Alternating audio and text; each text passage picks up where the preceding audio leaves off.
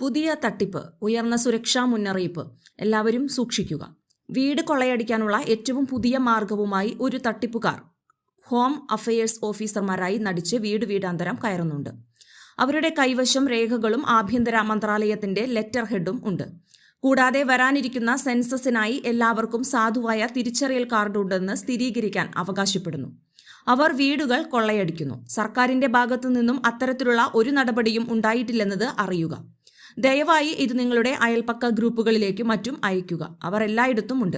നിങ്ങളുടെ കുടുംബാംഗങ്ങളെയും സുഹൃത്തുക്കളെയും വിവരങ്ങൾ അറിയിക്കുക. ആയുഷ്മാൻ ഭാരത് പദ്ധതിക്ക് കീഴിൽ എനിക്ക് നിങ്ങളുടെ ഫോട്ടോയും വിരലടയാളവും എടുക്കണമെന്ന് വീട്ടിൽ വന്ന് ഒരാൾ പറയുന്നു. അവരുടെ കയ്യിൽ ഒരു ലാപ്ടോപ്പും ബയോമെട്രിക് മെഷീനും ഉണ്ട്. അവരുടെ പേരുകളുടെ ലിസ്റ്റുമുണ്ട്.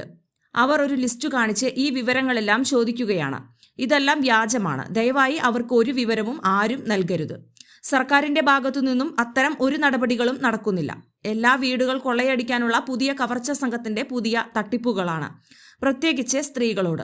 വീട്ടിൽ വരുന്നവർ തിരിച്ചറിയൽ കാർഡ് കാണിച്ചാലും അവരെ വീടിനുള്ളിൽ പ്രവേശിപ്പിക്കരുത്. വീടിന്റെ വാതിൽ ഒരു കാരണവശാലും തുറക്കരുത്. വിവരങ്ങൾ ഒന്നും നൽകരുത്. എല്ലാവരുടെയും അറിവിലേക്കായി ഈ പോസ്റ്റ് അയക്കുന്നു. എല്ലാവരും ജാഗ്രത പാലിക്കുകയും ഗ്രൂപ്പിൽ ഇല്ലാത്തവരോട് വിവരങ്ങൾ പറയുകയും വേണം. എല്ലാവരും ജാഗ്രത. സ്കൂൾ പരിസരത്ത് മയക്കുമരുന്ന് വിൽപ്പന സംശയം തോന്നിയാൽ എക്സൈസ് ഡിപ്പാർട്ട്മെന്റിനെ പരാതി അറിയിക്കാൻ മടിക്കരുത്.